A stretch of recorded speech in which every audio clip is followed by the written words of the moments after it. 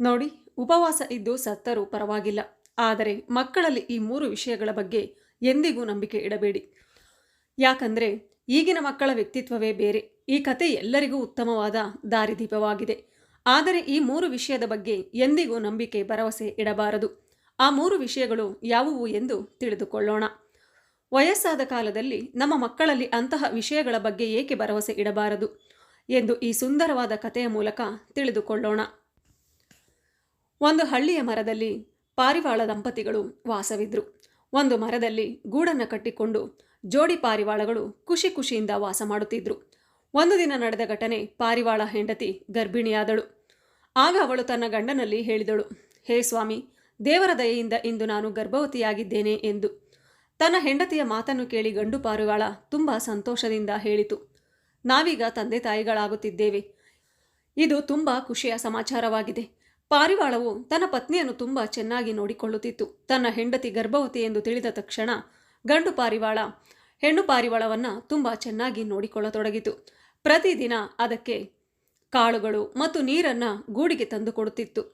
ಹೀಗೆ ಸಮಯ ಕಳೆಯತೊಡಗಿತು ಮತ್ತು ಹೆಣ್ಣು ಪಾರಿವಾಳದ ಹೆರಿಗೆ ಸಮಯವು ಬರತೊಡಗಿತ್ತು. ಹೆಣ್ಣು ಪಾರಿವಾಳ ತುಂಬ ಪ್ರಸನ್ನಳಾಗಿದ್ದಳು. ಅದು ತನ್ನ ಪತಿ ಪಾರಿವಾಳಕ್ಕೆ ಹೇಳಿತು, ನಮಗೆ ಮಗು ಹುಟ್ಟುವುದರಲ್ಲಿದೆ. ಆದಷ್ಟು ಬೇಗ ನಾನು ನಮ್ಮ ಮಗುವಿಗೆ ಜನ್ಮ ನೀಡುತ್ತೇನೆ. ವೃದ್ಧಾಪ್ಯದಲ್ಲಿ ಆ ಮಗು ನಮ್ಮನ್ನು ಚೆನ್ನಾಗಿ ನೋಡಿಕೊಳ್ಳುತ್ತದೆ ಮತ್ತು ನಮಗೆ ಆಸರೆಯಾಗುತ್ತದೆ ಎಂದು. ನಾವು ಈಗ ಯಾವುದಕ್ಕೂ ಚಿಂತೆ ಮಾಡುವ ಅವಶ್ಯಕತೆ ಇಲ್ಲ. ಇದಕ್ಕಾಗಿ ನಾವು ತುಂಬ ಖುಷಿಪಡಬೇಕು ಎಂದು ಹೇಳಿತು. ಆಗ ಗಂಡು ಪಾರಿವಾಳವು ತನ್ನ ಪತ್ನಿಯ ಮಾತನ್ನು ಕೇಳಿ ಹೇಳಿತು, ನೋಡು ನನ್ನ ಪ್ರೀತಿಯ ಹೆಂಡತಿ, ನಾವು ಎಂದಿಗೂ ಆ ರೀತಿ ಯೋಚನೆ ಮಾಡಬಾರದು. ನಮ್ಮ ಸಂತಾನವು ನಮ್ಮ ಸೇವೆ ಮಾಡಲಿ ಎಂದು ನಾವು ಬಯಸಬಾರದು. ಈ ಮಗು ನಮ್ಮ ವೃದ್ಧಾಪ್ಯದಲ್ಲಿ ನಮಗೆ ಆಸರೆಯಾಗಲಿ ಎಂದು ನಾವು ನಿರೀಕ್ಷೆ ಇಟ್ಟುಕೊಳ್ಳಬಾರದು. ಆಗ ಪಾರಿವಾಳದ ಹೆಂಡತಿ ಹೇಳಿತು, ಓ ನನ್ನ ಪ್ರೀತಿಯ ಯಜಮಾನ, ನೀವು ಈ ರೀತಿ ಏಕೆ ಮಾತನಾಡುತ್ತಿದ್ದೀರಿ? ನಾವು ಆ ರೀತಿ ಯಾಕೆ ಯೋಚಿಸಬಾರದು? ಎಲ್ಲ ಮಕ್ಕಳು ತಮ್ಮ ತಂದೆ ತಾಯಿಯ ಸೇವೆ ಮಾಡುತ್ತಾರೆ ಅಲ್ಲವೇ? ಅಂದ ಮೇಲೆ ನಮ್ಮ ಸಂತಾನವು ನಮ್ಮ ಸೇವೆಯನ್ನು ಏಕೆ ಮಾಡುವುದಿಲ್ಲ? ನೋಡು ನನ್ನ ಪ್ರೀತಿಯ ಪಾರಿವಾಳ ಪತ್ನಿಯೇ, ನಾನು ನಿನಗೆ ಒಂದು ಕಥೆಯನ್ನು ಹೇಳುತ್ತೇನೆ ಮತ್ತು ನೀನು ಈ ಕಥೆಯನ್ನು ಗಮನವಿಟ್ಟು ಕೇಳು. ಈ ಕಥೆಯ ಮೂಲಕ ಎಲ್ಲ ತಂದೆ ತಾಯಿಗಳು ವಯಸ್ಸಾದ ಕಾಲದ ಈ 3 ವಿಷಯಗಳ ಬಗ್ಗೆ ತಮ್ಮ ಮಕ್ಕಳಲ್ಲಿ ಭರವಸೆ ಇಡಬಾರದು. ಯಾವುದೇ ವ್ಯಕ್ತಿಯು ಈ 3 ಮಾತುಗಳನ್ನು ತಿಳಿದುಕೊಂಡರೆ ಮತ್ತು ತಮ್ಮ ಜೀವನದಲ್ಲಿ ಅಳವಡಿಸಿಕೊಂಡರೆ ಅಂಥವರು ತಮ್ಮ ವೃದ್ಧಾಪ್ಯದಲ್ಲಿ ಎಂದಿಗೂ ದುಃಖವನ್ನು ಅನುಭವಿಸುವುದಿಲ್ಲ. ಆಗ ಹೆಂಡತಿ ಪಾರಿವಾಳ ಕೇಳಿತು, ಹಾಗಾದರೆ ಆ 3 ಮಾತುಗಳು ಯಾವುವು ಎಂದು. ಆಗ ಗಂಡು ಪಾರಿವಾಳ ಹೇಳಿತು, ಆ 3 ಮಾತುಗಳನ್ನು ಮನುಷ್ಯರು ತಮ್ಮ ವೃದ್ಧಾಪ್ಯದಲ್ಲಿ ತಾವು ದುಃಖ ಅನುಭವಿಸಬಾರದೆಂದು ತಮ್ಮ ಜೀವನ ಪರ್ಯಂತ ನೆನಪಿಟ್ಟುಕೊಳ್ಳುತ್ತಾರೆ. ಸ್ವಲ್ಪ ನನಗೂ ಕೂಡ ಹೇಳಿ. ಆಗ ಪಾರಿವಾಳ, ಸರಿ, ನಾನು ಈ ಕಥೆಯನ್ನು ಪ್ರಾರಂಭ ಮಾಡುತ್ತೇನೆ, ನೀನು ಇದನ್ನು ಗಮನವಿಟ್ಟು ಕೇಳು ಅಂದಿತು. ಆಗ ಹೆಂಡತಿ ಪಾರಿವಾಳ ಹೇಳಿತು, ನೀವು ಕಥೆಯನ್ನು ಹೇಳಿ, ನಾನು ಗಮನವಿಟ್ಟು ಕೇಳುತ್ತೇನೆ. ನಾನು ಬೇರೆ ಯಾವ ಕಡೆಯೂ ಗಮನ ಕೊಡುವುದಿಲ್ಲ, ನಿಮ್ಮ ಕಥೆಯಲ್ಲಿ ಧ್ಯಾನವಿಟ್ಟು ಕೇಳುತ್ತೇನೆ ಎಂದಾಗ ಪಾರಿವಾಳವು ಕಥೆಯನ್ನು ಹೇಳುವುದಕ್ಕೆ ಪ್ರಾರಂಭಿಸಿತು. ಓ ನನ್ನ ಪ್ರೀತಿಯ ಪತ್ನಿಯೇ, ಒಂದಾನೊಂದು ಕಾಲದಲ್ಲಿ ಒಂದು ನಗರದಲ್ಲಿ ಒಬ್ಬ ವ್ಯಕ್ತಿ ವಾಸವಿದ್ದ. ಆ ವ್ಯಕ್ತಿಯ ಮನೆಯಲ್ಲಿ ಈಶ್ವರ ನೀಡಿದ ಎಲ್ಲವೂ ಇತ್ತು. ಇಷ್ಟೆಲ್ಲ ಇದ್ದರೂ ಕೂಡ ಆತನ ಪತ್ನಿ ತುಂಬ ದುಃಖಿತಳಾಗಿದ್ದಳು. ಅವಳ ದುಃಖಕ್ಕೆ ಕಾರಣವೇನೆಂದರೆ ಅವಳಿಗೆ ಸಂತಾನವಿರಲಿಲ್ಲ. ಅವಳು ಸಂತಾನಕ್ಕಾಗಿ ತುಂಬ ದುಃಖಪಡುತ್ತಿದ್ದಳು. ಪತಿ ಪತ್ನಿಯರು ಒಟ್ಟಿಗೆ ಇದ್ದು 15 ವರ್ಷವಾಯಿತು. ಆದರೂ ಮನೆಯಲ್ಲಿ ಯಾವುದೇ ಸಂತಾನ ಪ್ರಾಪ್ತಿಯಾಗಿರಲಿಲ್ಲ. ಆ ವ್ಯಕ್ತಿಯು ತನ್ನ ಪತ್ನಿಯನ್ನು ತುಂಬ ವೈದ್ಯರ ಬಳಿ ಕರೆದುಕೊಂಡು ಹೋಗಿ ಚಿಕಿತ್ಸೆ ನೀಡಿದ. ಪುಣ್ಯಕ್ಷೇತ್ರಗಳಿಗೆ ಹೋಗಿ ಸಂತಾನವಾಗಲಿ ಎಂದು ದೇವರಲ್ಲಿ ಹರಕೆ ಸಲ್ಲಿಸಿದ. ನಂತರ ಭಗವಂತನ ಕೃಪೆಯಿಂದ ಮದುವೆಯಾದ 15 ವರ್ಷಗಳ ನಂತರ ಅವರಿಗೆ ಸಂತಾನ ಪ್ರಾಪ್ತಿಯಾಯಿತು. ಈಶ್ವರನ ಕೃಪೆಯಿಂದ ಅವನ ಪತ್ನಿಗೆ ಒಬ್ಬ ಪುತ್ರ ಜನಿಸಿದ. ಆಗ ಆ ಪಾರಿವಾಳ ತನ್ನ ಹೆಂಡತಿಗೆ ಹೇಳಿತು, ನೋಡು ಪ್ರಿಯೆ, ಆಸ್ಪತ್ರೆಯಲ್ಲಿ ಮಗು ಜನಿಸಿದಾಗ ನರ್ಸ್ ಹೋಗಿ ಆ ಮಗುವಿನ ತಂದೆಗೆ ಹೇಳಿದರು, ಸಾಹೇಬರೇ, ನಿಮ್ಮ ಹೆಂಡತಿಗೆ ಸುಂದರವಾದ ಗಂಡು ಮಗು ಹುಟ್ಟಿದೆ ಎಂದು. ಆಗ ಅವನು ಪುತ್ರ ಜನಿಸಿದ ಸುದ್ದಿಯನ್ನು ಕೇಳಿ ತುಂಬ ಸಂತೋಷಪಟ್ಟ. ಮಗುವನ್ನು ನರ್ಸ್ ತೆಗೆದುಕೊಂಡು ಬಂದು ಆ ಮಗುವಿನ ತಂದೆ ಬಳಿಗೆ ಬಂದಳು. ಆಗ ಪತ್ನಿ ಕೇಳಿದಳು, ನಮ್ಮ ಮಗು ಹೇಗಿದೆ? ಆರೋಗ್ಯವಾಗಿ ಇದೆ ತಾನೆ? ಹೀಗೆ ಪತಿ ಪತ್ನಿಯರು ಮಾತಾಡಿಕೊಳ್ಳುತ್ತಿರುವುದನ್ನು ಕೇಳಿಸಿಕೊಂಡ ನರ್ಸ್ ಹೇಳಿದಳು, ನಿಮಗೆ ಹುಟ್ಟಿದ ಮಗು ತುಂಬ ಸುಂದರವಾಗಿದೆ, ಆದರೆ ಅದರಲ್ಲಿ ಒಂದು ಕೊರತೆ ಇದೆ. ಅವಳ ಬಾಯಿಂದ ಕೊರತೆ ಇದೆ ಎನ್ನುವ ಶಬ್ದವನ್ನು ಕೇಳಿ ಪತ್ನಿಯು ತುಂಬ ಚಿಂತೆಯಲ್ಲಿ ಮುಳುಗಿದಳು ಮತ್ತು ನರ್ಸ್ನಲ್ಲಿ ಕೇಳಿದಳು, ಏನು ವಿಷಯ? ನಮ್ಮ ಮಗನಲ್ಲಿ ಅಂತ ಯಾವ ಕೊರತೆ ಇದೆ ಎಂದು ಕೇಳಿದಾಗ ಅವಳು ಹೇಳಿದಳು, ಗಾಬರಿಯಾಗುವ ಯಾವುದೇ ಅವಶ್ಯಕತೆ ಇಲ್ಲ ಅಕ್ಕ, ನಿಮಗೆ ಹುಟ್ಟಿದ ಮಗು ಸುಂದರವಾಗಿದೆ, ಆರೋಗ್ಯವಾಗಿದೆ, ಆದರೆ ಅದರ ಒಂದು ಕೊರತೆ ಎಂದರೆ ಮಗುವಿಗೆ ಒಂದು ಕಣ್ಣಿಲ್ಲ. ಇದನ್ನು ಕೇಳಿ ತಾಯಿ ಅಳಲು ಶುರು ಮಾಡಿದಳು ಮತ್ತು ಮಗುವನ್ನು ಮಡಿಲಲ್ಲಿ ಎತ್ತಿಕೊಂಡು ಮುದ್ದಾಡತೊಡಗಿದಳು ಮತ್ತು ಹೇಳಿದಳು, ಏನೂ ತೊಂದರೆ ಇಲ್ಲ, ನನ್ನ ಮಗನಿಗೆ ಒಂದು ಕಣ್ಣಿಲ್ಲದಿದ್ದರೆ ಏನಾಯಿತು? ಮತ್ತೊಂದು ಕಣ್ಣು ಸರಿಯಾಗಿದೆ ಅಲ್ಲವೇ? ಹೇಗಿದ್ದರೂ ಈ ಮಗು ನನ್ನ ಕರುಳಿನ ಕುಡಿಯಾಗಿದೆ. ಈ ಪ್ರಪಂಚದಲ್ಲಿ ನನ್ನ ಮಗನೇ ಎಲ್ಲರಿಗಿಂತ ಸುಂದರವಾಗಿದ್ದಾನೆ ಎಂದಳು. ಆ ತಾಯಿಯ ಮಾತು ನಿಜ ಕೂಡ ಆಗಿತ್ತು. ಯಾಕಂದರೆ ಎಲ್ಲ ತಾಯಂದಿರಿಗೂ ತಮ್ಮ ಕರುಳಿನ ಕುಡಿ ಹೆಚ್ಚಾಗಿರುತ್ತಾರೆ. ಅದು ಕುರುಡನಾಗಿರಲಿ, ಕಪ್ಪಾಗಿರಲಿ, ಕುರೂಪಿಯಾಗಿರಲಿ, ಹೆತ್ತವರಿಗೆ ಹೆಗ್ಗಣವೇ ಮುದ್ದು ಎನ್ನುವ ಹಾಗೆ ಒಬ್ಬ ತಾಯಿಗೆ ತನ್ನ ಮಗುವೇ ಹೆಚ್ಚಾಗಿರುತ್ತದೆ. ಅದು ಅಮ್ಮನ ಕರುಳಿನೊಂದಿಗೆ ಬೆಸೆದುಕೊಂಡಿರುತ್ತದೆ. ಅಂತರಾಳದಿಂದ ತನ್ನ ಮಗುವನ್ನು ಪ್ರೀತಿಸುತ್ತಾಳೆ. ಆಗ ಆ ಅಮ್ಮನು ಆ ಬಾಲಕನನ್ನು ನೋಡಿ ಹೇಳಿದಳು, ನನ್ನ ಮಗ ಎಷ್ಟೊಂದು ಸುಂದರವಾಗಿದ್ದಾನೆ. ಅಮ್ಮನ ಈ ಮಾತನ್ನು ಕೇಳಿ ನರ್ಸ್ ಕಣ್ಣಲ್ಲಿ ಕಣ್ಣೀರು ಇಳಿಯಿತು.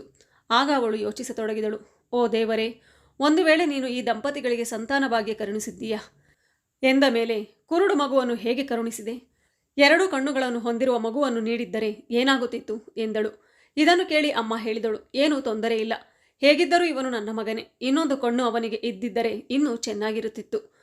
ನನ್ನ ಪುತ್ರನು ಇನ್ನೂ ಸುಂದರವಾಗಿ ಕಾಣುತ್ತಿದ್ದ ಎಂದ ತಾಯಿಯ ಈ ಮಾತನ್ನು ಕೇಳಿ ನರ್ಸ್ ಹೇಳಿದಳು, ನೀವು ಒಂದು ಕೆಲಸ ಮಾಡಿದರೆ ನಿಮ್ಮ ಈ ಚಿಂತೆ ದೂರವಾಗಲು ಸಾಧ್ಯ ಎಂದು ನರ್ಸ್ ಹೇಳಿದಳು. ಆಗ ಆ ಮಗುವಿನ ತಾಯಿ ಹೇಗೆ ಎಂದು ಕೇಳಿದಳು. ಆಗ ಅವಳು ಹೇಳಿದಳು, ಒಂದು ವೇಳೆ ನಿಮ್ಮ ಮಗನಿಗೆ 2 ಕಣ್ಣುಗಳು ಬೇಕು ಎಂದು ಬಯಸಿದರೆ ಆತನಿಗೆ 2 ಕಣ್ಣುಗಳು ಬರಲು ಸಾಧ್ಯ. ಕಳೆದು ಹೋಗಿರುವ ಇನ್ನೊಂದು ಕಣ್ಣನ್ನು ನಿಮ್ಮ ಮಗನಿಗೆ ಜೋಡಿಸಬಹುದು ಎಂದು ಹೇಳುತ್ತಿದ್ದಂತೆ ಆ ಮಗುವಿನ ತಾಯಿ ಅಚ್ಚರಿಯಿಂದ ನರ್ಸ್ನಲ್ಲಿ ಕೇಳಿದಳು, ಇದು ಹೇಗೆ ಸಾಧ್ಯ?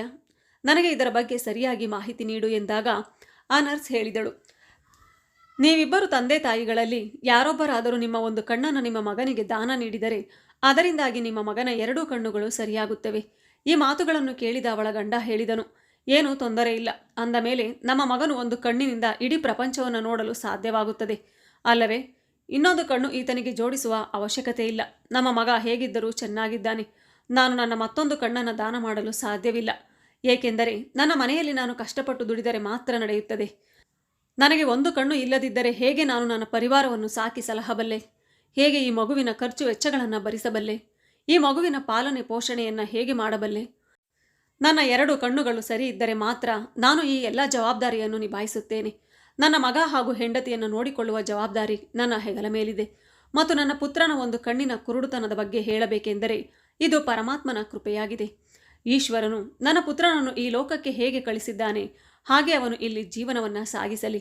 ಹೀಗೆ ಹೇಳುತ್ತಾ ಹುಡುಗನ ತಂದೆಯು ತನ್ನ ಕಣ್ಣನ್ನು ತನ್ನ ಮಗನಿಗೆ ದಾನ ನೀಡಲು ಸಂಪೂರ್ಣವಾಗಿ ನಿರಾಕರಿಸಿದನು. ಆದರೆ ತಾಯಿ ಯಾವಾಗಲೂ ತಾಯಿಯಾಗಿರುತ್ತಾಳೆ.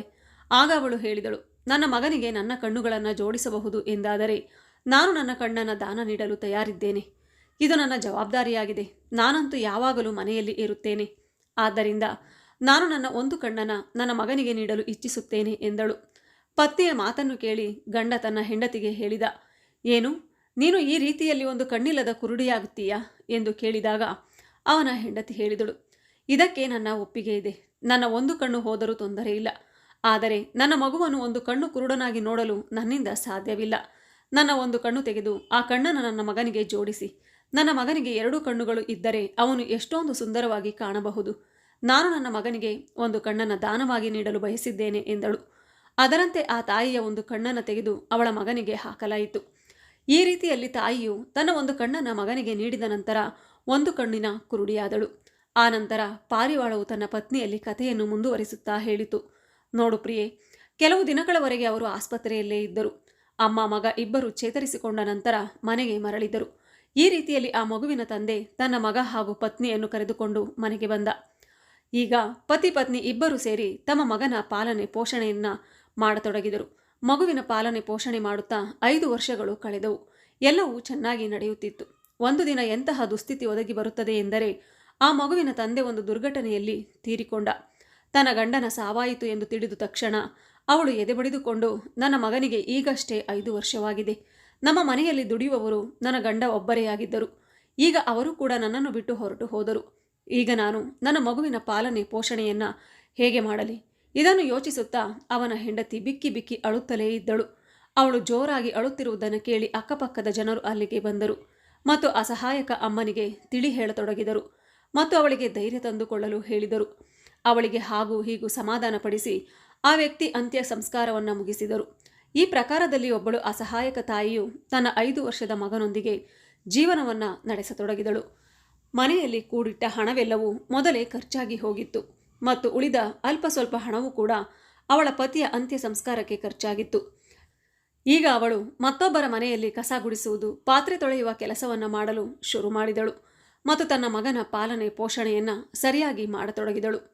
ಅವಳು ಮತ್ತೊಬ್ಬರ ಮನೆಯಲ್ಲಿ ಮನೆ ಕೆಲಸವನ್ನು ಮಾಡುತ್ತಾ ತನ್ನ ಮಗನಿಗೆ ಯಾವುದೇ ತೊಂದರೆ ಆಗದಂತೆ ನೋಡಿಕೊಂಡಳು. ಅವಳು ಮತ್ತೊಬ್ಬರ ಮನೆಯಲ್ಲಿ ಕೆಲಸದಾಳಾಗಿ ಹಣವನ್ನು ಸಂಪಾದಿಸುತ್ತಿದ್ದಳು. ಅದರಿಂದ ಬಂದ ಹಣದಿಂದ ತನ್ನ ಮಗನಿಗೆ ಒಳ್ಳೆಯ ಆಟಿಕೆ ಸಾಮಾನುಗಳನ್ನು ತಂದುಕೊಡುತ್ತಿದ್ದಳು. ತನ್ನ ಮಗನಿಗೆ ಒಳ್ಳೆಯ ಬಟ್ಟೆಗಳನ್ನು ಕೂಡ ಕೊಡಿಸುತ್ತಿದ್ಲು. ಪ್ರತಿಯೊಂದು ಸಂದರ್ಭದಲ್ಲಿಯೂ ತನ್ನ ಮಗನಿಗೆ ನೆರಳಾಗಿ ನಿಲ್ಲುತ್ತಿದ್ಲು. ಮಗನಿಗೆ 6 ವರ್ಷ ಕಳೆಯುತ್ತಿದ್ದಂತೆ ಅವಳು ತನ್ನ ಮಗನನ್ನು ಕರೆದುಕೊಂಡು ಒಂದು ಶಾಲೆಗೆ ಬಂದು ತಲುಪಿದಳು. ಶಾಲೆಯ ಹೆಡ್ ಮಾಸ್ಟರ್ನನ್ನು ನೋಡಿ, ಸಾಹೇಬರೇ, ನಾನು ನನ್ನ ಮಗನನ್ನು ಚೆನ್ನಾಗಿ ಓದಿಸಬೇಕು ಎಂದು ಕೇಳಿಕೊಂಡಳು. ಆ ಶಾಲೆಯು ನಗರದ ಒಂದು ಪ್ರತಿಷ್ಠಿತ ಶಾಲೆಯಾಗಿತ್ತು. ಆ ಶಾಲೆಯಲ್ಲಿ ಶ್ರೀಮಂತರ ಮಕ್ಕಳು ಮಾತ್ರ ಓದುತ್ತಿದ್ದರು. ಆಗ ಹೆಡ್ ಮಾಸ್ಟರ್ ಹರಿದು ಹೋದ ಹಳೆಯ ಬಟ್ಟೆಯನ್ನು ತೊಟ್ಟು ಬಂದ ತಾಯಿಯನ್ನು ನೋಡಿ ಯೋಚಿಸಿದರು. ಹುಡುಗನಂತೂ ನೋಡಲು ತುಂಬ ಸುಂದರವಾಗಿದ್ದಾನೆ. ಅಮ್ಮನನ್ನು ನೋಡಿದರೆ ಭಿಕ್ಷುಕಿಯಂತೆ ಕಾಣುತ್ತಿದ್ದಾಳೆ. ಪಾಪ, ಇವಳು ಎಲ್ಲಿಂದ ಈ ಮಗುವಿನ ಫೀಸನ್ನು ಕಟ್ಟುತ್ತಾಳೆ? ಅದರಿಂದ ಆ ಹೆಡ್ ಮಾಸ್ಟರ್ ಆ ತಾಯಿಗೆ ಅರ್ಥ ಮಾಡಿಸುತ್ತಾ ಹೇಳಿದರು, ನೋಡು ತಂಗಿ, ನಮ್ಮ ಶಾಲೆಯಲ್ಲಿ ಓದಲು ತುಂಬ ಹಣ ಕಟ್ಟಬೇಕಾಗುತ್ತದೆ. ಈ ಶಾಲೆಯಲ್ಲಿ ಶ್ರೀಮಂತ ಮಕ್ಕಳು ಮಾತ್ರ ಓದುತ್ತಾರೆ. ನೀವು ಯಾವುದಾದರೂ ಸರ್ಕಾರಿ ಶಾಲೆಯಲ್ಲಿ ನಿಮ್ಮ ಮಗನನ್ನು ಓದಿಸಿದರೆ ಒಳ್ಳೆಯದು. ನಮ್ಮ ಇಲ್ಲಿಯ ದುಬಾರಿ ಖರ್ಚು ವೆಚ್ಚಗಳನ್ನು ನಿನ್ನಿಂದ ಭರಿಸಲು ಸಾಧ್ಯವಾಗದೇ ಇರಬಹುದು ಎಂದು ಹೇಳಿದ. ಹೆಡ್ ಮಾಸ್ಟರ್ ಮಾತನ್ನು ಕೇಳಿ ತಾಯಿ ಹೇಳಿದಳು, ನೀವು ಹಣದ ಬಗ್ಗೆ ಚಿಂತೆ ಮಾಡಬೇಡಿ. ನಿಮ್ಮ ಹಣ ಎಷ್ಟೇ ಇದ್ದರೂ ಅದನ್ನು ನಾನು ಕಟ್ಟುತ್ತೇನೆ. ಇವನು ನನ್ನ ಒಬ್ಬನೇ ಮಗನಾಗಿದ್ದಾನೆ ಮತ್ತು ನನ್ನ ಮಗನು ಚೆನ್ನಾಗಿ ಓದಿ ಮುಂದೆ ದೊಡ್ಡ ಡಾಕ್ಟರ್ ಆಗಲಿ ಎನ್ನುವುದು ನನ್ನ ಬಯಕೆ. ಆದ್ದರಿಂದಲೇ ನಾನು ಇವನನ್ನು ನಿಮ್ಮ ಶಾಲೆಗೆ ಕರೆದುಕೊಂಡು ಬಂದಿದ್ದೇನೆ ಎಂದು ಹೇಳಿದಳು. ಅವಳ ಮಾತನ್ನು ಕೇಳಿ ಆ ಹೆಡ್ ಮಾಸ್ಟರ್ ತುಂಬ ಪ್ರಭಾವಿತರಾದರು.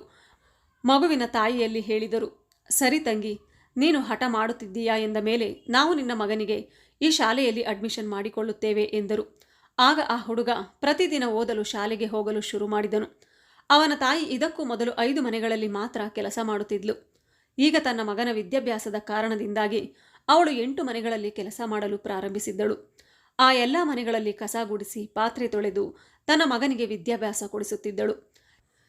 ಈ ರೀತಿಯಾಗಿ ಮಗನನ್ನು ಓದಿಸುತ್ತಾ ಈಗ ಅವನು 5ನೇ ತರಗತಿಗೆ ಕಾಲಿಟ್ಟಿದ್ದ. ಈಗ ಆ ಹುಡುಗನಿಗೆ 10 ವರ್ಷ ವಯಸ್ಸಾಗಿತ್ತು. ಒಂದು ದಿನ ಶಾಲೆಯ ಎಲ್ಲ ಮಕ್ಕಳು ಸೇರಿ ಆ ಹುಡುಗನಿಗೆ ಚುಡಾಯಿಸುತ್ತಿದ್ದರು. ಇವನು ಕೆಲಸದಾಳಿನ ಮಗ, ಇವನ ಅಮ್ಮ ಒಂದು ಕಣ್ಣಿನವಳು ಎಂದೆಲ್ಲ ಮಾತನಾಡುತ್ತಿದ್ದರು. ತನ್ನ ಸ್ನೇಹಿತರ ಈ ಕೊಂಕು ನುಡಿಗಳನ್ನು ಕೇಳುತ್ತಿದ್ದಂತೆ ಆ ಹುಡುಗ ತುಂಬ ಕೋಪಗೊಂಡ. ಅವನಿಗೆ ತುಂಬ ಬೇಸರವಾಯಿತು. ಇವರೆಲ್ಲ ಅಮ್ಮನಿಗೆ ಕುರುಡಿ ಎಂದು ಹೇಳುತ್ತಿದ್ದಾರೆ ಮತ್ತು ನನಗೆ ಕುರುಡಿಯ ಮಗ ಎಂದು ಕೊಂಕು ಮಾತನಾಡುತ್ತಿದ್ದಾರೆ ಎಂದು ಅಂದುಕೊಂಡನು. ಮಗನನ್ನು ಕರೆದುಕೊಂಡು ಹೋಗಲು ಪ್ರತಿದಿನ ಅವನ ತಾಯಿ ಬರುತ್ತಿದ್ದಳು. ಇಂದು ಕೂಡ ಅವನ ಅಮ್ಮ ತನ್ನ ಮಗನನ್ನು ಕರೆದುಕೊಂಡು ಹೋಗಲು ಬಂದಳು. ಆಗ ಆ ಮಗ ಹೇಳಿದನು, ಅಮ್ಮ, ನಾಳೆಯಿಂದ ನೀನು ನನ್ನನ್ನು ಶಾಲೆಯಿಂದ ಕರೆದುಕೊಂಡು ಹೋಗಲು ಬರಬೇಡ ಎಂದು. ಆಗ ಅಮ್ಮ ಕೇಳಿದಳು, ನೀನು ಹೀಗೇಕೆ ಮಾತನಾಡುತ್ತಿದ್ದೀಯಾ? ಆ ಬಾಲಕ ಹೇಳಿದ, ಅಮ್ಮ, ನಿನ್ನ ಮುಖದ ನೋಟವು ಸರಿಯಾಗಿಲ್ಲ. ನೀನು ಒಂದು ಕಣ್ಣಿನ ಕುರುಡಿಯಾಗಿದ್ದೀಯಾ. ನೀನು ನನ್ನ ಜೊತೆಗೆ ಶಾಲೆಗೆ ಬರುತ್ತಿದ್ದರೆ ನನ್ನ ಜೊತೆಗಾರರು ನನ್ನನ್ನು ನೋಡಿ ಗೇಲಿ ಮಾಡುತ್ತಾರೆ. ನಿನ್ನಿಂದಾಗಿ ನಾನು ನಾಚಿಕೆ ಪಟ್ಟಿಕೊಳ್ಳಬೇಕಾಗುತ್ತದೆ ಎಂದನು. ತಾಯಿಗೆ ತನ್ನ ಮಗನ ಈ ಮಾತುಗಳನ್ನು ಕೇಳುತ್ತಿದ್ದಂತೆ ತುಂಬ ದುಃಖವಾಯಿತು. ಆದರೆ ಅವಳು ತನ್ನ ಪುತ್ರನ ಮಾತಿಗೆ ಏನನ್ನೂ ಹೇಳಲಿಲ್ಲ. ತನ್ನಷ್ಟಕ್ಕೆ ತಾನು ಸುಮ್ಮನಾದಳು ಮತ್ತು ತನ್ನ ಮಗನ ಮಾತನ್ನು ಸಹಿಸಿಕೊಂಡು ಹೇಳಿದಳು, ಮಗ, ಏನೂ ತೊಂದರೆ ಇಲ್ಲ. ನಿನಗೆ ಇಷ್ಟವಿಲ್ಲವೆಂದರೆ ನಾಳೆಯಿಂದ ನಾನು ನಿನ್ನ ಶಾಲೆಯ ಬಳಿ ಬರುವುದಿಲ್ಲ. ಆದರೆ ನೀನು ಒಬ್ಬನೇ ಶಾಲೆಗೆ ಹೇಗೆ ಹೋಗುತ್ತೀಯಾ ಎಂದಾಗ ಆ ಹುಡುಗ ಹೇಳಿದ, ಅಮ್ಮ, ನಿನಗೆ ಕಾಣುತ್ತಿಲ್ಲವೇ, ನಾನು ಈಗ ಎಷ್ಟೊಂದು ದೊಡ್ಡವನಾಗಿದ್ದೇನೆ. ನಾನೊಬ್ಬನೇ ಈಗ ಶಾಲೆಗೆ ಹೋಗುತ್ತೇನೆ. ಇಂದಿನಿಂದ ನೀನು ನನ್ನ ಜೊತೆ ಶಾಲೆಗೆ ಬರುವ ಅವಶ್ಯಕತೆ ಇಲ್ಲ ಎಂದ. ಮಗನ ಮಾತನ್ನು ಕೇಳಿ ಅಮ್ಮ ಸರಿ ಎಂದು ತಲೆ ಆಡಿಸಿದಳು ಮತ್ತು ಹೇಳಿದಳು, ನೀನು ತುಂಬ ಹುಷಾರಾಗಿ ಮನೆಗೆ ಬಾ. ನಿನ್ನ ಅಪ್ಪನಿಗೆ ಆದ ದುರ್ಘಟನೆಯನ್ನು ನೆನೆಸಿಕೊಂಡರೆ ನನಗೆ ಹೆದರಿಕೆಯಾಗುತ್ತದೆ ಎಂದು ಹೇಳಿದಾಗ ಮಗ ಹೇಳಿದ, ನೀನೇನು ಚಿಂತೆ ಮಾಡಬೇಡ, ನನಗೆ ಏನೂ ಆಗುವುದಿಲ್ಲ. ನಾನೊಬ್ಬನೇ ಹೋಗಿ ಬಂದು ಮಾಡುತ್ತೇನೆ ಎಂದು ಹೇಳಿ ಆ ದಿನದಿಂದ ಒಬ್ಬನೇ ಶಾಲೆಗೆ ಹೋಗಿ ಬರಲು ಶುರು ಮಾಡಿದ. ಮಗನು ದೊಡ್ಡವನಾಗುತ್ತಾ ಸಾಗಿದಂತೆ ಅವನ ಖರ್ಚು ವೆಚ್ಚ ಹೆಚ್ಚಾದಂತೆ ಅಮ್ಮನ ಕೆಲಸದ ಭಾರವೂ ಕೂಡ ಹೆಚ್ಚಾಗುತ್ತಾ ಸಾಗಿತು. ಹೀಗೆ ಸಮಯ ಕಳೆಯುತ್ತಿತ್ತು. ಆ ಹುಡುಗ ಶಾಲೆಯ ವಿದ್ಯಾಭ್ಯಾಸವನ್ನು ಮುಗಿಸಿ ತರಗತಿಯಲ್ಲಿ ಉತ್ತಮ ಅಂಕವನ್ನು ಗಳಿಸಿ ಮುಂದಿನ ವಿದ್ಯಾಭ್ಯಾಸಕ್ಕಾಗಿ ಸಿಟಿಗೆ ಹೊರಟು ಹೋದ. ಸಿಟಿಗೆ ಹೋಗುತ್ತಿದ್ದಂತೆ ಇಲ್ಲಿ ಅಮ್ಮನ ದುಡಿಮೆಯಿಂದ ಬರುವ ಹಣ ಕಡಿಮೆಯಾಗತೊಡಗಿತು. ಈ ಮೊದಲು ಕೇವಲ ಪುಸ್ತಕಗಳು ಮತ್ತು ಫೀಸ್ನ ಖರ್ಚು ವೆಚ್ಚ ಮಾತ್ರ ಇರುತ್ತಿತ್ತು. ಈಗ ಸಿಟಿಗೆ ಬಂದ ಮೇಲೆ ಅವನ ಖರ್ಚು ವೆಚ್ಚ ಇನ್ನೂ ಹೆಚ್ಚಾಗಿದ್ದು ತಾನು ಸಂಪಾದಿಸುತ್ತಿರುವ ಹಣ ತನ್ನ ಮಗನ ಓದಿಗಾಗಿ ಕಡಿಮೆಯಾಗುತ್ತಿದೆ ಎಂದು ಮನಗೊಂಡ ತಾಯಿ ಸೋಲನ್ನು ಒಪ್ಪಿಕೊಳ್ಳಲಿಲ್ಲ.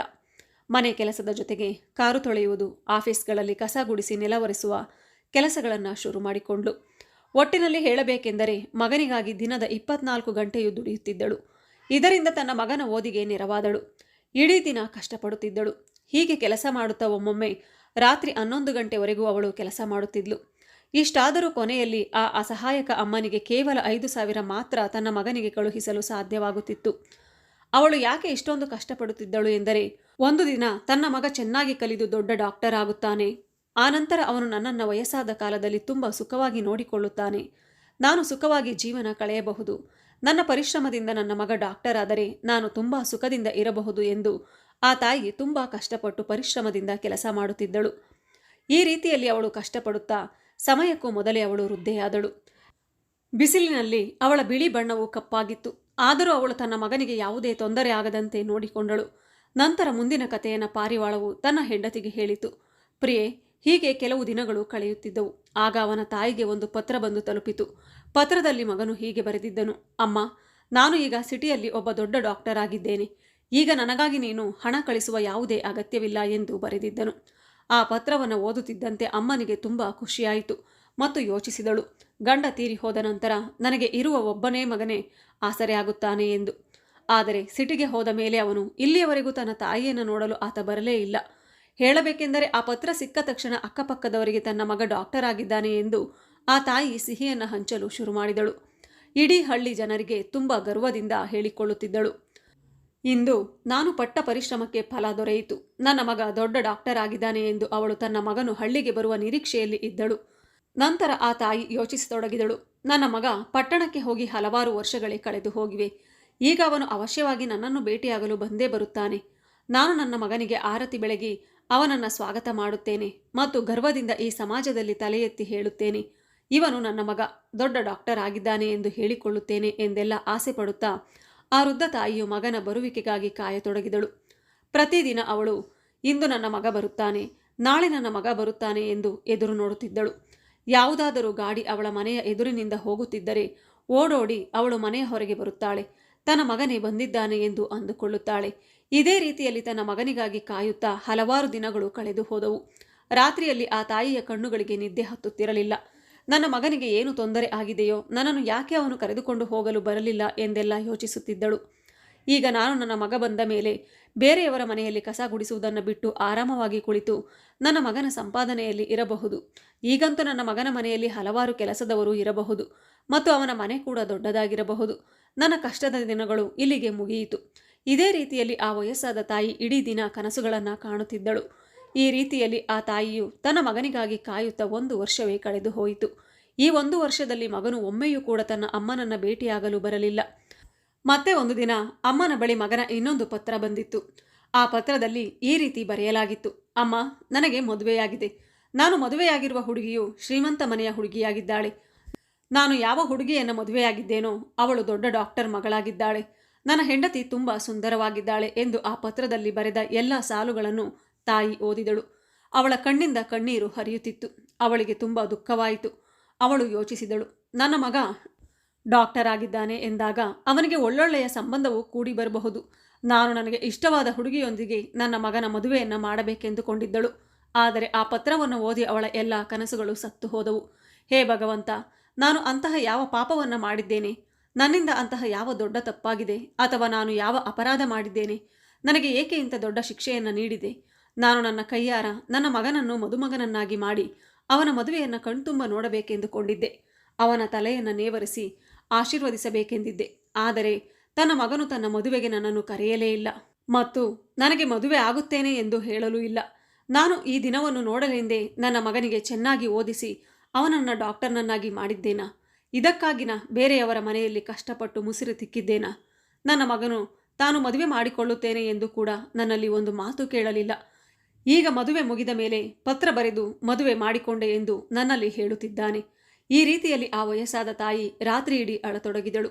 ಇಷ್ಟೆಲ್ಲ ಆದರೂ ಆ ತಾಯಿ ತನ್ನ ಮಗನಿಗೆ ಒಳ್ಳೆಯದಾಗಲಿ ಎಂದು ಹರಸುತ್ತಾಳೆ.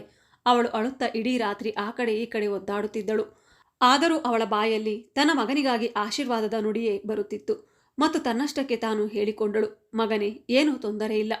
ನೀನು ನನಗೆ ಹೇಳದೆ ಮದುವೆ ಮಾಡಿಕೊಂಡೆ. ಯಾವಾಗಲೂ ನನ್ನ ಆಶೀರ್ವಾದ ನಿನ್ನ ಜೊತೆ ಇರುತ್ತೆ ಎಂದು ಅಮ್ಮ ಯೋಚಿಸಿದಳು. ನನ್ನ ಮಗನಂತೂ ವಿವಾಹ ಮಾಡಿಕೊಂಡ. ಈಗ ನನ್ನ ಸೊಸೆಯನ್ನ ನಾನು ನೋಡುತ್ತೇನೆ. ಇಬ್ಬರ ಜೋಡಿಯನ್ನು ನೋಡಿ ನನ್ನ ಕಣ್ತುಂಬಿಕೊಳ್ಳುತ್ತೇನೆ.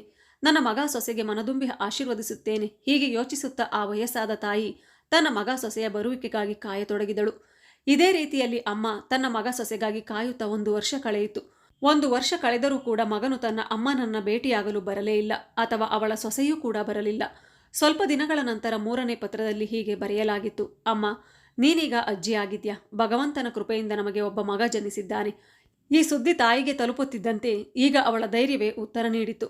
ವೃದ್ಧ ಮಹಿಳೆಯ ಮಗ ಡಾಕ್ಟರ್ ಆಗಿ ಮದುವೆಯಾಗಿ ಮಕ್ಕಳಾದರೂ ಕೂಡ ಅವಳ ತಾಯಿಯನ್ನು ಮಗ ನೋಡದಿದ್ದಾಗ ಅವಳ ಮೇಲೆ ಎಂತಹ ಪರಿಣಾಮವನ್ನು ಬೀರಬಹುದು ಎಂದು ತನ್ನ ಮಗನ ಜೀವನಕ್ಕಾಗಿ ಅವನ ತಾಯಿಯು ತನ್ನ ಸರ್ವಸ್ವವನ್ನು ತ್ಯಾಗ ಮಾಡಿದಳು. ಹಲವಾರು ವರ್ಷಗಳಿಂದ ತನ್ನ ಮಗನ ಮುಖವನ್ನು ನೋಡಿರಲಿಲ್ಲ. ಇದನ್ನು ತಡೆದುಕೊಳ್ಳಲು ಸಾಧ್ಯವಾಗಲಿಲ್ಲ. ಸ್ವಲ್ಪ ಹೊತ್ತು ಅವಳು ಯೋಚನೆಯಲ್ಲಿ ಮುಳುಗಿದಳು.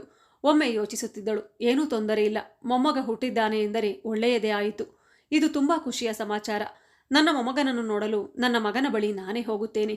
ನಾನು ನನ್ನ ಮೊಮ್ಮಗನನ್ನು ಮಡಿಲಿನಲ್ಲಿ ಎತ್ತಿಕೊಂಡು ಆಡಿಸುತ್ತೇನೆ.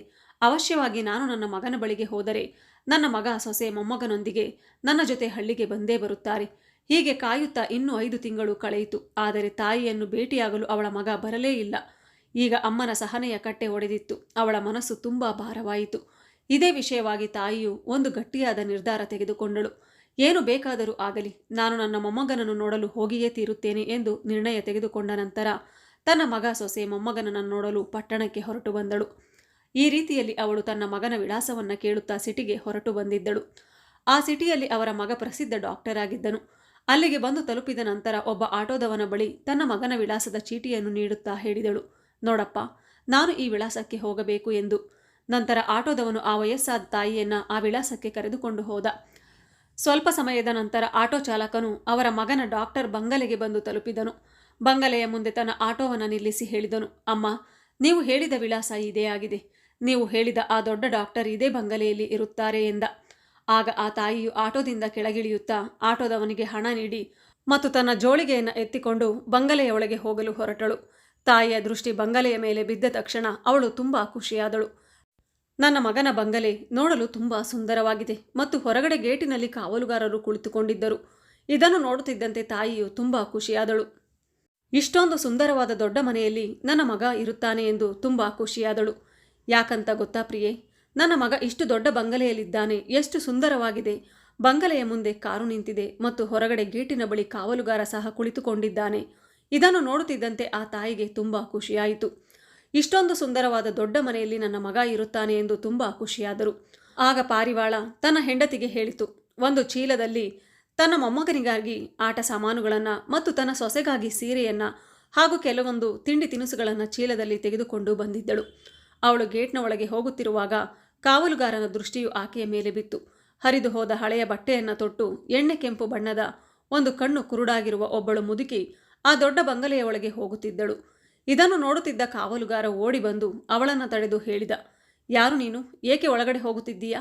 ನೀನು ಯಾರನ್ನು ನೋಡಬೇಕು ಎಂದು ಕಾವಲುಗಾರ ಕೇಳಿದಾಗ ಆ ತಾಯಿ ಹೇಳಿದಳು, ಮಗನೇ, ಇಲ್ಲಿ ನನ್ನ ಮಗ ಇದ್ದಾನೆ. ನನ್ನ ಮಗನಿಗೆ ಒಬ್ಬ ಪುಟ್ಟ ಮಗ ಹುಟ್ಟಿದ್ದಾನೆ.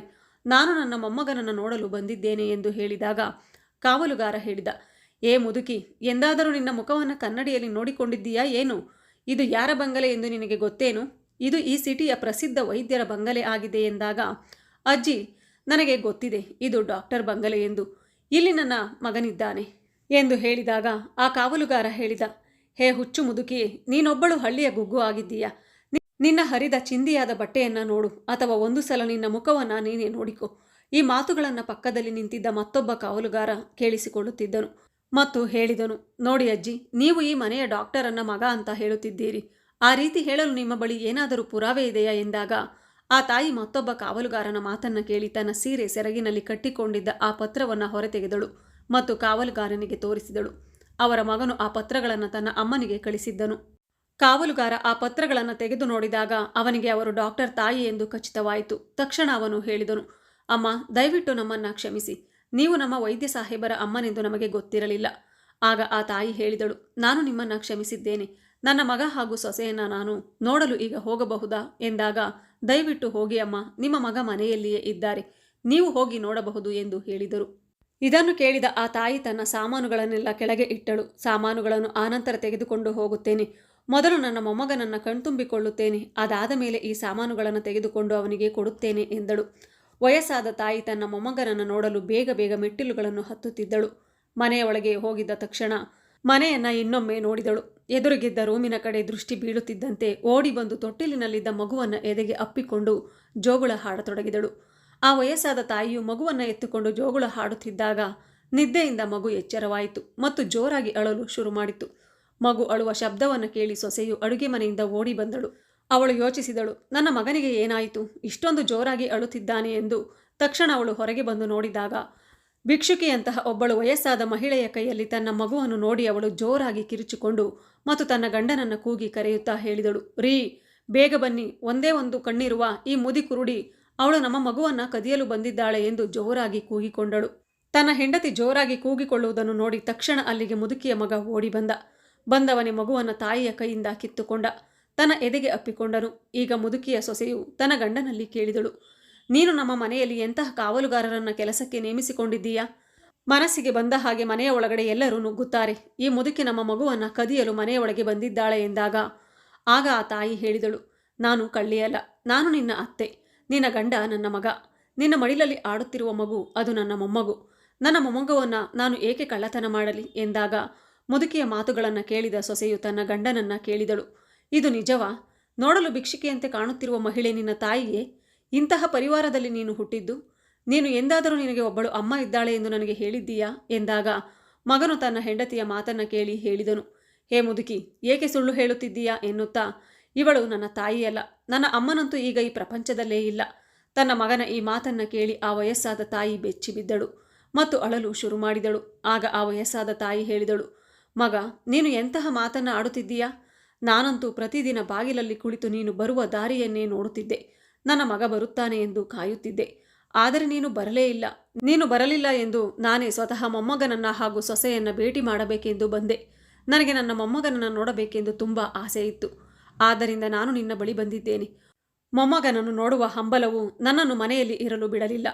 ಆದರೆ ಈಗ ನೀನು ನನ್ನನ್ನು ಅಮ್ಮನಲ್ಲ ಎನ್ನುತ್ತಿದ್ದೀಯಾ ಎಂದು ಹೇಳಿದಾಗ ಸೊಸೆ ಕೇಳಿದಳು, ಈ ಮುದುಕಿ ಏನು ಮಾತನಾಡುತ್ತಿದ್ದಾಳೆ ಎಂದು ಅಚ್ಚರಿಯಿಂದ ತನ್ನ ಗಂಡನ ಕಡೆಗೆ ನೋಡಿದಳು. ಆಗ ಮುದುಕಿಯ ಮಗ ಹೇಳಿದ, ನೀನು ಈಕೆಯ ಮಾತುಗಳನ್ನು ನಂಬಬೇಡ. ನಾನು ಆಣೆ ಮಾಡಿ ಹೇಳುತ್ತೇನೆ, ಈ ಮುದುಕಿ ನನ್ನ ತಾಯಿಯಲ್ಲ.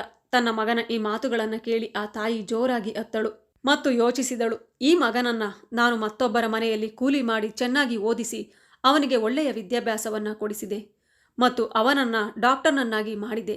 ಈಗ ಅದೇ ಮಗ ಹಣದ ದಾಹದಲ್ಲಿ ನನ್ನನ್ನು ಗುರುತಿಸಲು ನಿರಾಕರಿಸುತ್ತಿದ್ದಾನೆ. ಅವನು ನನ್ನನ್ನು ಅಮ್ಮ ಎಂದು ಒಪ್ಪಿಕೊಳ್ಳಲು ತಯಾರಿಲ್ಲ. ಮೇಲಾಗಿ ಇವಳು ನನ್ನ ಅಮ್ಮನಲ್ಲ ಎಂದು ಆಣೆ ಪ್ರಮಾಣ ಬೇರೆ ಮಾಡುತ್ತಿದ್ದಾನೆ.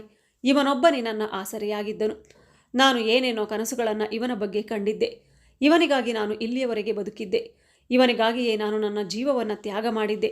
ಅಂಥವನು ಇಂದು ತನ್ನ ಅಮ್ಮನನ್ನು ನೋಡಿ, ಈ ಮುದುಕಿ ಸುಳ್ಳು ಹೇಳುತ್ತಿದ್ದಾಳೆ, ಇವಳು ನನ್ನ ಅಮ್ಮನಲ್ಲ ಎಂದು ಹೇಳುತ್ತಿದ್ದಾನೆ. ಇವನು ನನಗಿರುವ ಒಂದೇ ಒಂದು ಆಸರೆಯ ಮರವಾಗಿದ್ದನು. ಇಂದು ಆ ಆಸರೆಯ ಕೊಂಡಿ ನನ್ನಿಂದ ಕಳಚಿಕೊಂಡಿತ್ತು. ಈಗ ಅಮ್ಮನಿಗೆ ಎಲ್ಲವೂ ಅರ್ಥವಾಯಿತು. ನನ್ನ ಮಗನು ಶ್ರೀಮಂತ ಮನೆಯ ಹುಡುಗಿಯನ್ನು ಮದುವೆ ಮಾಡಿಕೊಂಡಿದ್ದಾನೆ ಮತ್ತು ಎತ್ತರದ ಹುದ್ದೆಗೆ ತಲುಪಿದ್ದಾನೆ. ಆದ್ದರಿಂದ ನನ್ನನ್ನು ಗುರುತಿಸಲು ನಿರಾಕರಿಸುತ್ತಿದ್ದಾನೆ. ಒಂದು ವೇಳೆ ಇವಳು ನನ್ನ ಅಮ್ಮ ಎಂದು ಹೇಳಿದರೆ ತನ್ನ ಮರ್ಯಾದೆ ಹೋಗಬಹುದು ಎಂದು ಯೋಚಿಸುತ್ತಿರಬಹುದು ಎಂದು ತಿಳಿದು ಆ ವಯಸ್ಸಾದ ತಾಯಿ ಹೇಳುತ್ತಾಳೆ, ಮಗ, ಬಹುಶಃ ನೀನೇ ನನ್ನ ಮಗನೆಂದು ನಾನು ಅಂದುಕೊಂಡೆ. ಆದ್ದರಿಂದ ನಾನು ನಿನ್ನ ಬಳಿ ಓಡಿ ಬಂದೆ. ನಿನ್ನ ಹಾಗೆ ನನಗೆ ಒಬ್ಬ ಮಗನಿದ್ದಾನೆ. ಅವನನ್ನು ನಾನು ಕೂಲಿ ಮಾಡಿ ಕಷ್ಟಪಟ್ಟು ದೊಡ್ಡ ಡಾಕ್ಟರ್ನನ್ನಾಗಿ ಮಾಡಿದೆ. ಈಗ ನನಗೆ ಖಾತ್ರಿಯಾಯಿತು, ನೀನಂತೂ ನನ್ನ ಮಗನಾಗಲು ಸಾಧ್ಯವಿಲ್ಲ. ಮಗ, ನನ್ನಿಂದ ತಪ್ಪಾಗಿದೆ, ನನ್ನನ್ನು ಕ್ಷಮಿಸಿಬಿಡು. ಇಷ್ಟು ಹೇಳಿ ಆ ವಯಸ್ಸಾದ ತಾಯಿ ಅಳುತ್ತಾ ಮನೆಯ ಮೆಟ್ಟಿಲುಗಳನ್ನು ಇಳಿಯತೊಡಗಿದಳು. ಈಗ ಅವಳ ಎದೆಗೆ ಯಾರೋ ತೀಕ್ಷ್ಣವಾದ ಬಾಣ ಹೊಡೆದಂತೆ ಆಗಿತ್ತು. ಮತ್ತೆ ಯೋಚಿಸಿದಳು, ನನ್ನ ವೃದ್ಧಾಪ್ಯದಲ್ಲಿ ಇವನೊಬ್ಬನೇ ನನಗೆ ಆಸರೆಯಾಗಿದ್ದನು. ಈ ಸಂಬಂಧದ ಕೊಂಡಿಯೂ ಕೂಡ ಇಂದು ನನ್ನಿಂದ ಕಳಚಿಕೊಂಡಿತು. ಈಗ ನಾನು ಯಾರಿಗಾಗಿ ಬದುಕಬೇಕು? ಯಾರ ನೆರಳಲ್ಲಿ ಇರಬೇಕು? ಇದ್ದ ಒಂದೇ ಒಂದು ಆಸರೆಯೂ ಕೂಡ ಕಳೆದು ಹೋಯಿತು. ಈಗ ತಾಯಿ ಯೋಚಿಸಿದಳು, ಯಾರು ನನ್ನ ಜೀವನದ ಪಯಣದ ದೋಣಿಯನ್ನು ನಡೆಸುತ್ತಿದ್ದರೋ ಅವನೇ ಇಂದು ಈ ಮುದುಕಿಯ ಜೀವನದ ದೋಣಿಯನ್ನು ಮುಳುಗಿಸುತ್ತಿದ್ದಾನೆ. ಈ ರೀತಿಯಲ್ಲಿ ಅಮ್ಮ ಅಳುತ್ತಾ ಭಾರವಾದ ಹೆಜ್ಜೆ ಇಟ್ಟು ಮೆಟ್ಟಿಲುಗಳನ್ನು ಇಳಿಯುತ್ತಿದ್ದಳು. ಈಗ ಆ ತಾಯಿಯ ಮನದಲ್ಲಿ ಒಂದು ಯೋಚನೆ ಮೂಡಿತು. ಈಗ ನಾನು ಸಾಕಿ ಸಲಹಿದ ಮತ್ತು ಅವನಿಗೆ ನನ್ನ ಒಂದು ಕಣ್ಣನ್ನು ನೀಡಿದ ಆ ಮಗನೇ ನನ್ನನ್ನು ದೂರ ಬಿಟ್ಟ ಎಂದ ಮೇಲೆ ನಾನು ಬದುಕಿದ್ದು ಏನು ಪ್ರಯೋಜನ? ನನ್ನ ಮಗನೇ ನನ್ನಿಂದ ದೂರವಾದ ಮೇಲೆ ಮುಂದೆ ನಾನು ಜೀವನವನ್ನು ಹೇಗೆ ನಡೆಸಲಿ? ಹೀಗೆ ಯೋಚಿಸುತ್ತಾ ಆ ತಾಯಿಯು ತನ್ನ ಮಗನ ಮನೆಯಿಂದ ಹೊರಬಂದಳು. ಬಂಗಲೆಯ ಗೇಟ್ನ ಬಳಿ ಇದ್ದ ಕಾವಲುಗಾರರ ಬಳಿ ಬಂದು ತಲುಪಿದಳು. ಒಬ್ಬ ಕಾವಲುಗಾರನನ್ನು ಕರೆದು ಅವನಲ್ಲಿ ಹೇಳಿದಳು, ಮಗ, ನಾನು ಒಂದು ಪತ್ರವನ್ನು ಬರೆಯಬೇಕು. ನೀನು ನನಗೆ ಸಹಾಯ ಮಾಡುತ್ತೀಯಾ? ಕಾವಲುಗಾರ ಹೇಳಿದ, ಆಗಲಿ, ನಾನು ಬರೆಯುತ್ತೇನೆ. ಏನು ಬರೆಯಬೇಕು ಹೇಳಿ ಎಂದರು. ಏಕೆಂದರೆ ಆ ಕಾವಲುಗಾರನಿಗೆ ಗೊತ್ತಿತ್ತು ಇವರು ಡಾಕ್ಟರ್ ಸಾಹೇಬರ ತಾಯಿ ಎಂದು. ಆದ್ದರಿಂದ ಅವನು ತಕ್ಷಣ ಕಾಗದ ಹಾಗೂ ಪೆನ್ನನ್ನು ತೆಗೆದುಕೊಂಡು ಅವಳ ಬಳಿ ಬಂದನು ಮತ್ತು ನೀವು ಹೇಳುತ್ತಾ ಹೋಗಿ, ನಾನು ಬರೆಯುತ್ತೇನೆ ಎಂದು ಹೇಳಿದನು. ಈಗ ಆ ವಯಸ್ಸಾದ ತಾಯಿ ಹೇಳುತ್ತಾ ಹೋದಳು. ಅದರಂತೆ ಕಾವಲುಗಾರ ಬರೆಯುತ್ತಾ ಹೋದನು. ಪತ್ರ ಬರೆದು ಮುಗಿದ ಮೇಲೆ ಆ ತಾಯಿಯು ಆ ಕಾವಲುಗಾರನಲ್ಲಿ ಹೇಳಿದಳು, ನನಗೆ ತುಂಬ ಬಾಯಾರಿಕೆಯಾಗುತ್ತಿದೆ. ನೀನು ನನಗಾಗಿ ಸ್ವಲ್ಪ ನೀರನ್ನು ತಂದು ಕೊಡುತ್ತೀಯಾ ಎಂದು. ಆ ಕಾವಲುಗಾರ ನೀರನ್ನು ತರಲು ಹೋದರು. ಇತ್ತ ಕಡೆ ಆ ವಯಸ್ಸಾದ ತಾಯಿ ಕಾವಲುಗಾರರ ಕೋಣೆಯಲ್ಲಿದ್ದ ಫ್ಯಾನಿಗೆ ತನ್ನ ಜೊತೆ ತಂದಿದ್ದ ಸೀರೆಯನ್ನು ಕಟ್ಟಿ ತನ್ನ ಪ್ರಾಣವನ್ನು ಕಳೆದುಕೊಂಡಳು ಮತ್ತು ವೃದ್ಧ ತಾಯಿಯ ಪ್ರಾಣಪಕ್ಷಿ ಹಾರಿ ಹೋಯಿತು. ಇತ್ತ ಕಡೆ ನೀರನ್ನು ತರಲು ಹೋದ ಕಾವಲುಗಾರ ಬಂದು ನೋಡಿದಾಗ ಫ್ಯಾನ್ನಲ್ಲಿ ನೇತಾಡುತ್ತಿದ್ದಳು. ತಕ್ಷಣ ಅವನು ಹೋಗಿ ಈ ಸುದ್ದಿಯನ್ನು ಮಾಲೀಕರಿಗೆ ತಿಳಿಸಿದ. ಡಾಕ್ಟರ್ ಹೆಂಡತಿ ಕೂಡ ರೂಮಿನಿಂದ ಹೊರಗೆ ಓಡಿ ಬಂದಳು. ತನ್ನ ಅಮ್ಮನನ್ನು ಈ ಪರಿಸ್ಥಿತಿಯಲ್ಲಿ ನೋಡಿದ ಮಗನಿಗೆ ನಿಂತ ನೆಲವೇ ಕುಸಿದಂತಾಯಿತು. ಈಗ ಮಗನು ತನ್ನ ತಲೆಯ ಮೇಲೆ ಕೈ ಹೊತ್ತು ಮಂಡಿಯೂರಿ ಅಳುತ್ತಾ ತನ್ನ ಹಣೆಯನ್ನು ನೆಲಕ್ಕೆ ಚಚ್ಚಿಕೊಳ್ಳತೊಡಗಿದನು. ನನ್ನ ಮಾತುಗಳು ನನ್ನ ಅಮ್ಮನಿಗೆ ಇಷ್ಟೊಂದು ನೋವುಂಟು ಮಾಡುತ್ತವೆ ಎಂದು ನನಗೆ ಗೊತ್ತಿರಲಿಲ್ಲ. ನಂತರ ನನ್ನ ತಾಯಿಯನ್ನು ಗುರುತಿಸಲಿಲ್ಲ, ಎಲ್ಲವನ್ನೂ ಸುಳ್ಳು ಎಂದು ನಿರೂಪಿಸಿದೆ. ಆದ್ದರಿಂದಲೇ ನಾನು ನನಗೆ ಯಾವ ಅಮ್ಮನೂ ಇಲ್ಲ ಎಂದು ಹೇಳಿದೆ. ಏಕೆಂದರೆ ನನಗೆ ಹೆದರಿಕೆ ಇತ್ತು. ನನ್ನ ನಿಜವಾದ ರೂಪವನ್ನು ತಿಳಿದು ನನ್ನ ಹೆಂಡತಿ ಬಿಟ್ಟು ಹೋಗಬಾರದೆಂದು ನಾನು ಆ ರೀತಿ ಹೇಳಿದೆ. ನನಗೆ ತಾಯಿ ಇಲ್ಲ, ಸತ್ತು ಹೋಗಿದ್ದಾಳೆ ಎಂದು. ನೀನಂತೂ ಆ ಸುಳ್ಳನ್ನು ಸತ್ಯವನ್ನಾಗಿ ಸಾಬೀತುಪಡಿಸಿದೆ ಅಮ್ಮ. ಒಮ್ಮೆಯಾದರೂ ನೀನು ನಿನ್ನ ಮಗನ ಅಸಹಾಯಕತೆಯ ಬಗ್ಗೆ ಯೋಚಿಸಲಿಲ್ಲ. ಆಗ ಅವನ ಹೆಂಡತಿಯ ದೃಷ್ಟಿಯು ನೇತಾಡುತ್ತಿದ್ದ ತಾಯಿಯ ಕೈಯಲ್ಲಿದ್ದ ಪತ್ರದ ಮೇಲೆ ಬಿತ್ತು. ತಕ್ಷಣ ಅವಳು ಆ ಪತ್ರವನ್ನು ತೆಗೆದುಕೊಂಡು ಆ ಪತ್ರವನ್ನು ಓದುತ್ತಿದ್ದಾಗ ಅವಳ ಕಣ್ಣುಗಳಿಂದ ಕಣ್ಣೀರು ಸುರಿಯುತ್ತಿತ್ತು. ಆ ಪತ್ರದಲ್ಲಿ ಈ ರೀತಿ ಬರೆಯಲಾಗಿತ್ತು, ಮಗ, ನಿನ್ನ ಮೇಲೆ ಯಾವಾಗಲೂ ನನ್ನ ಆಶೀರ್ವಾದವಿದೆ. ನೀನು ಇನ್ನೂ ಎತ್ತರಕ್ಕೆ ಏರು. ಯಾವಾಗಲೂ ನನ್ನ ಆಶೀರ್ವಾದ ನಿನ್ನ ಜೊತೆ ಇದೆ. ನಾನು ಹೋಗುತ್ತಾ ಹೋಗುತ್ತಾ ನಿನಗೆ ಒಂದು ರಹಸ್ಯವನ್ನು ಹೇಳಲು ಬಯಸುತ್ತೇನೆ. ನಾನು ಚೆನ್ನಾಗಿ ಕಾಣಿಸುವುದಿಲ್ಲ ಎಂದರೆ ಅದಕ್ಕೊಂದು ಬಲವಾದ ಕಾರಣವಿದೆ. ನೀನು ಜನಿಸಿದಾಗ ನಿನಗೆ ಒಂದು ಕಣ್ಣು ಇರಲಿಲ್ಲ. ಆಗ ನನ್ನ ಒಂದು ಕಣ್ಣನ್ನು ನಿನಗೆ ನೀಡಿ ನಿನ್ನನ್ನು ಸ್ಫುರದ್ರೂಪಿಯನ್ನಾಗಿ ಮಾಡಿದೆ. ನಾನು ನಿನಗೆ ಸುಂದರ ರೂಪವನ್ನು ನೀಡಿದೆ. ನಾನೇ ಸ್ವತಃ ಕುರುಪಿಯಾದೆ. ಈಗ ನೀನು ಅದೇ ಕುರುಪಿಯ ಮುಖವನ್ನು ದ್ವೇಷ ಮಾಡುತ್ತಿದ್ದೀಯಾ? ಏಕೆಂದರೆ ನಾನು ಕುರುಡಿಯಾಗಿದ್ದೇನೆ. ಮತ್ತೊಂದು ವಿಷಯವೇನೆಂದರೆ ನನ್ನ ಬಣ್ಣ ಕಪ್ಪಾಗಿದೆ. ಮಗ, ಈ ಮೊದಲು ನನ್ನ ಬಣ್ಣ ಕೂಡ ಕಪ್ಪಾಗಿರಲಿಲ್ಲ. ನಿನ್ನನ್ನು ಈ ಹಂತಕ್ಕೆ ತಲುಪಿಸಲು ನಾನು ಹಗಲು ರಾತ್ರಿ ಕಷ್ಟಪಟ್ಟು ದುಡಿಯಬೇಕಾಯಿತು. ನಾನೆಂದಿಗೂ ಬಿಸಿಲು, ಚಳಿ, ಮಳೆ ಯಾವುದನ್ನೂ ಲೆಕ್ಕಿಸದೆ ನಿನ್ನ ವಿದ್ಯಾಭ್ಯಾಸಕ್ಕಾಗಿ, ನಿನ್ನ ಖರ್ಚು ವೆಚ್ಚಕ್ಕಾಗಿ ನನ್ನ ದೇಹವನ್ನು ಸವೆಸುತ್ತಾ ಕಪ್ಪಾಗಿ ಹೋದೆ. ನನ್ನ ಸುಂದರವಾದ ಬಿಳಿಯ ಬಣ್ಣವು ಕಪ್ಪಾಯಿತು. ಆದರೂ ಕೂಡ ನನಗೆ ಯಾವುದೇ ಪಶ್ಚಾತ್ತಾಪ ಇಲ್ಲ. ನೀನು ಸುಂದರವಾಗಿರುವುದಕ್ಕೆ ನಾನು ತುಂಬ ಸಂತೋಷಪಟ್ಟುಕೊಳ್ಳುತ್ತೇನೆ. ಈಗಲೂ ನನಗೆ ತುಂಬ ಖುಷಿ ಇದೆ. ನಾನು ನನ್ನ ಮೊಮ್ಮಗನನ್ನು ನೋಡಲು ಬಂದಿದ್ದೆ. ನನ್ನ ಸೊಸೆಯನ್ನು ನೋಡಿ ಕಣ್ತುಂಬಿಕೊಳ್ಳಬೇಕೆಂದಿದ್ದೆ. ಆದ್ದರಿಂದ ನಾನು ಪಟ್ಟಣದ ಕಡೆಗೆ ಓಡಿ ಬಂದೆ. ನಿಮ್ಮನ್ನು ನೋಡದೇ ಇರುವುದನ್ನು ನನ್ನಿಂದ ತಡೆದುಕೊಳ್ಳಲು ಆಗಲಿಲ್ಲ. ಆದ್ದರಿಂದ ನಾನು ಹಳ್ಳಿಯಿಂದ ಸಿಟಿಗೆ ಓಡೋಡಿ ಬಂದೆ. ಏಕೆಂದರೆ ನೀನು ಎಂದಿಗೂ ನನ್ನನ್ನು ನೋಡಲು ಹಳ್ಳಿಗೆ ಬರಲಿಲ್ಲ. ಆದರೆ ನಾನು ಸ್ವತಃ ನಿನ್ನನ್ನು ನೋಡಲು ನಿನ್ನ ಬಳಿ ಬಂದರೆ ನೀನು ನನ್ನನ್ನು ಗುರುತಿಸಲು ತಿರಸ್ಕರಿಸಿದೆ. ಆದ್ದರಿಂದ ಈಗ ನನಗನಿಸಿತು, ಇನ್ನು ಮುಂದೆ ಈ ಪ್ರಪಂಚದಲ್ಲಿ ನನ್ನವರೆನ್ನುವರು ನನಗೆ ಯಾರೂ ಇಲ್ಲ. ಈಗ ನಾನು ಬದುಕುವ ಆಸೆ ಕೂಡ ಕೊನೆಗೊಂಡಿತ್ತು. ಈಗ ನಾನು ಬದುಕಿದ್ದು ಏನು ಪ್ರಯೋಜನ? ನನಗೆ ಯಾವುದೇ ಆಸರೆ, ಗೊತ್ತು, ಗುರಿ ಇಲ್ಲ ಅಂದ ಮೇಲೆ ನಾನು ಬದುಕಿದ್ದು ಏನು ಸಾಧಿಸಲಿ? ಮಗ, ನಾನು ಹೊರಡುತ್ತಿದ್ದೇನೆ. ನಾನು ಹೊರಡುವಾಗ ಈಶ್ವರನಲ್ಲಿ ಬೇಡಿಕೊಳ್ಳುವುದೇನೆಂದರೆ, ಮಗ, ನೀನು ಯಾವಾಗಲೂ ಖುಷಿಯಾಗಿರು, ಸದಾ ನಗುನಗುತ್ತಿರು, ನಿನ್ನ ಹೆಂಡತಿ ಮಗನೂ ಕೂಡ ಖುಷಿಯಾಗಿರಲು ಎಂದು ಬರೆದಿದ್ದನ್ನು ಮಗನ ಹೆಂಡತಿಯು ಪತ್ರವನ್ನು ಓದಿ ಮಗನಿಗೆ ಹೇಳುತ್ತಿದ್ದಂತೆ ಆ ಮಗನು ನಾಚಿಕೆಯಿಂದ ತಲೆ ತಗ್ಗಿಸಿದನು. ತನ್ನ ಜೀವನವನ್ನು ರೂಪಿಸಲು ತನ್ನ ಸರ್ವಸ್ವವನ್ನು ತ್ಯಾಗ ಮಾಡಿದ ಅದೇ ಅಮ್ಮ ಇಂದು ನನ್ನ ಬಳಿ ಬಂದು ನನ್ನನ್ನು ಭೇಟಿಯಾಗಲು ಬಂದಾಗ ನಾನು ಒಂದು ತೊಟ್ಟು ನೀರು ಬೇಕಾ ಎಂದು ಕೂಡ ಕೇಳಲಿಲ್ಲ. ನನ್ನಂಥ ಮಗನಿಗೆ ಧಿಕ್ಕಾರವಿರಲಿ, ನನಗೆ ನನ್ನ ಮೇಲೆ ತುಂಬ ಅಸಹ್ಯವಾಗುತ್ತಿದೆ ಎಂದು ಗೋಳಾಡಿದ. ಈ ರೀತಿಯಲ್ಲಿ ಇಬ್ಬರು ಪತಿ ಪತ್ನಿಯರು ತಮ್ಮ ತಪ್ಪಿಗಾಗಿ ಮರಣ ಹೊಂದಿದ ಅಮ್ಮನ ಮುಂದೆ ಕ್ಷಮೆ ಕೇಳತೊಡಗಿದರು. ಅಮ್ಮನ ಕಾಲು ಹಿಡಿದು ಇಬ್ಬರು ಬಿಕ್ಕಿ ಬಿಕ್ಕಿ ಅಳತೊಡಗಿದರು. ಪದೇ ಪದೇ ಅಮ್ಮನಲ್ಲಿ ನನ್ನನ್ನು ಕ್ಷಮಿಸು ಎಂದು ಕೇಳತೊಡಗಿದರು. ಈಗ ಕಾಲ ಮೀರಿ ಹೋಗಿತ್ತು. ಅಮ್ಮನಂತೂ ಈ ಪ್ರಪಂಚವನ್ನು ಬಿಟ್ಟು ಹೊರಟು ಹೋಗಿದ್ದಳು.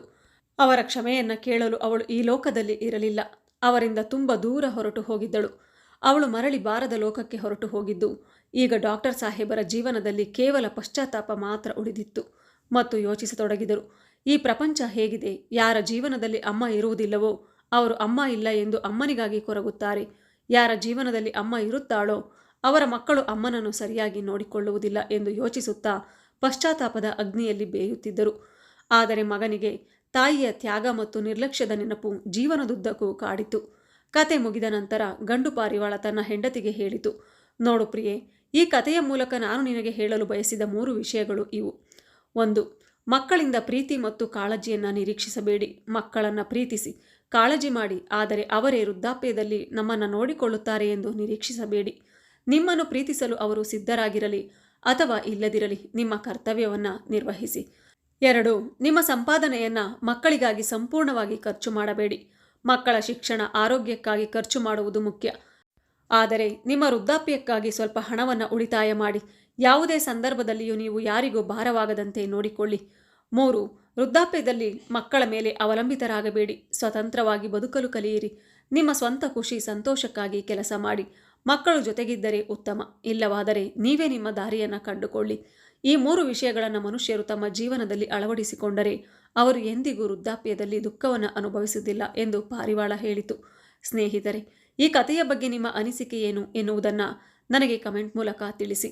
ಈ ಕಥೆಯನ್ನು ಕೇಳಿದ್ದಕ್ಕಾಗಿ ಧನ್ಯವಾದಗಳು.